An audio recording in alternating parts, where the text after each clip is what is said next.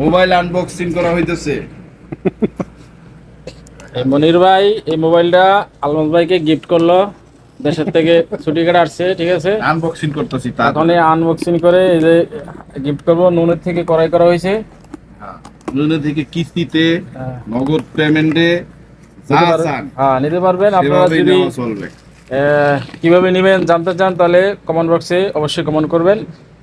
Samsung A34 5G RAM কত? RAM 8 এই যে 8GB 256GB মেমোরি।